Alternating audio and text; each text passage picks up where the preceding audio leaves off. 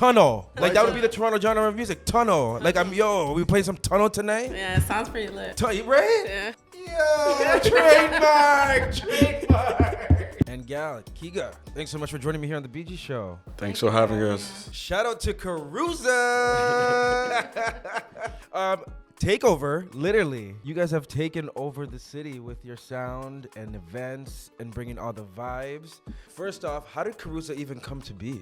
I think the idea is like this is very similar to the sound system culture from Jamaica. Mm-hmm. Like it's like creating a space where we can, like, us as DJ, curate the vibes, like specifically show the sounds that we love. Mm-hmm. So we're all Africans, so we really wanted to like have our music to be centered around like African music, whether it's like the Afro house, Afro beats, reggae, pop, whatever it was that we enjoyed, we wanted to share it in the city. And at that time in the city, there was no outlet for African music. And that's crazy because you guys started just 5 years ago. And like Toronto is known to have a crazy Caribbean African culture. Yeah.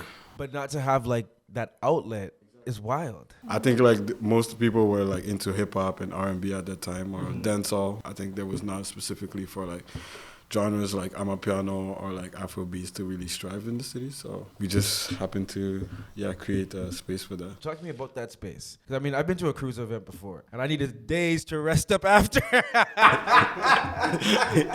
The feet were hurting. But in a good way, A lot of people say like when they go to like events in the city, like people don't dance anymore. Like everybody's on their phones. But that is not the vibe at a Kuruza event. Saying you were tearing up the dance floor. Listen. Yeah, like we're very intentional about how we approach Kuruza in terms of the space that we're creating at the event. It's not bottle service culture. There's no dress code, so everyone is to come as they are, as they feel comfortable. All that plays into people just feeling free to like tear up the dance floor because they're not thinking about how do I look or who's looking at me or who's on my phone or whatever, you know. Yeah. When you kind of look back over the last 5 years and the fact that you guys are celebrating your 5th year anniversary on Friday with a massive event at History. Like, are you like, what the Yeah. I think we're definitely like, what the Yeah. Because even at the beginning of the year, like, I gave the idea, I was like, oh, maybe we should do History this year. Yeah. But we didn't really believe that. When I went to the Joe K show, I was like, okay, I think we're actually ready for it. Yeah. Just seeing them creating a space like that was just like, okay, we can do it. And especially like in Toronto, most like artists, like back then they wanted to sell out like the Mod Club. And now like I'm really happy that Kuruza is able to be a History and like maybe like set the standard a little bit higher. Open doors for like other artists and other collectives in the city to just aim to like go into a bigger venue like this. So I think it's very important for us and the city. Well, you guys are carving that path, right? And that's like super, super amazing. I always wondered though, you know, when you get to the event, obviously everybody has their favorite genre of music and you guys obviously tap into all of the best ones. But like, how do you choose like which genre is going to get the most time?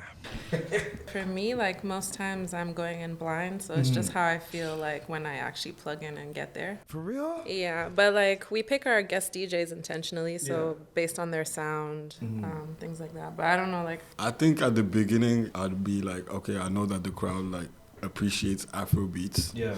So I would like play a set like that. But I think that because we build a strong brand, I feel like they trust us to dictate the vibes and like curate the night. So I'm getting more and more confident and like me just like trusting my instinct and just like knowing what's hot. How do you stay tapped into what's hot though? I think we build a good network of DJs and like a community around us, whether it's like DJs, producer, like sending us like what's hot. I think it's building the community around you, whether it's like producers, artists, the other DJs, like helping you shape like your idea of like what you like. It's really how I would approach it. How do you approach it? Yeah, how do you?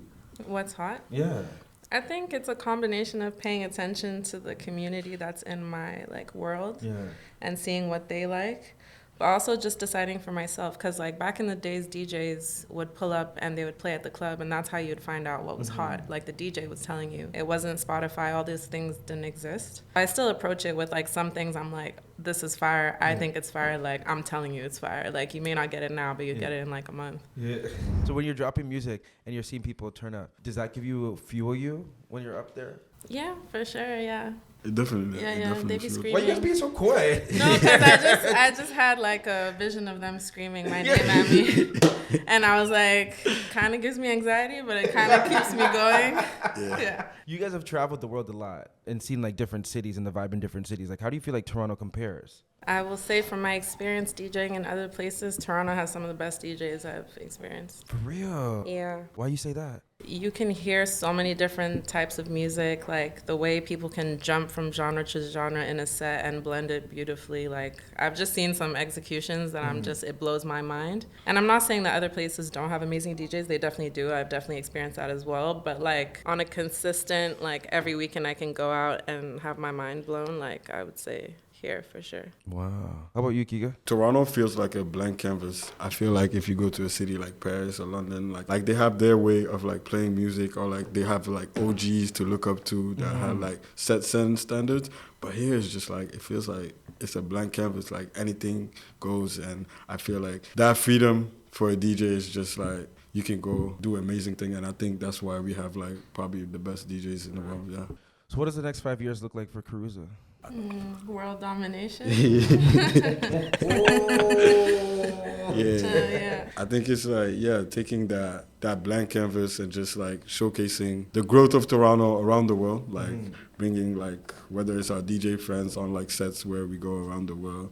And I think like just like creating an outlet, because we created an outlet, us for DJs, as DJs to like play what we want, but we want to create like an outlet for the city. Like hopefully like by the sound that we play, we inspire producers to like make this type of music and maybe like create our own genre, you know?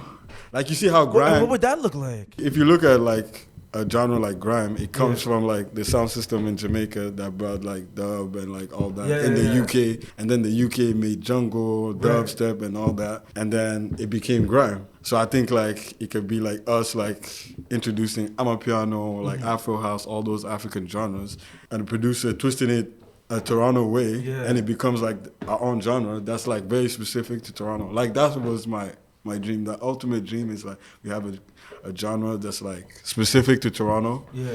And what would we call it? Like what would we call that Toronto genre of music? I think it'll just come with like keep like searching and just like... No, we gotta name it right now. You got any ideas? I don't know. I'm like thinking right now. I'm like, it's just gonna be like bouncing off ideas, and I think like about like creating that space for like nurture. tunnel. Like that would be the Toronto genre of music. Tunnel. Like we playing some tunnel tonight? Yeah, it sounds pretty lit. Right? Yeah. Yo, trademark. We're gonna get you to do the drop, you know? Yeah. Tunnel. Tunnel. Yeah, exactly. All right, so for folks who are going to come out on Friday night, what do they need to know? What do they need to prepare to do? Be prepared to be part of an immersive experience, immersive audio-visual experience. There will be live instrumentalists, guest DJs, ourselves obviously closing the night, some dancers adding to the energy, and our community of whistleblowers. Yeah. I'm sure we'll be there. We got people literally blowing whistles to the beat and all that. It's just going to be a celebration. A really good time to sort of honor the last 5 years, honor everyone that's been on our journey, celebrate African music and all music in general. Celebrate that we're in this space disrupting in a way that maybe hasn't been seen before, and like we're leaving the door open for whoever wants to come in next. It makes me feel good. Like that shit. You don't want it on the inside. You're smiling. You're like, yeah, I'm trying to be there.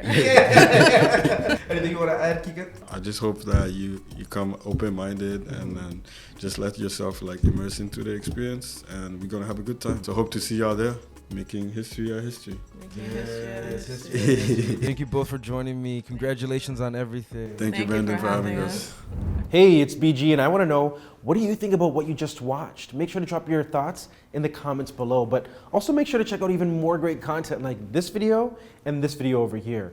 And if you haven't subscribed to the Brandon Gona Show, do so right now by clicking this button right here.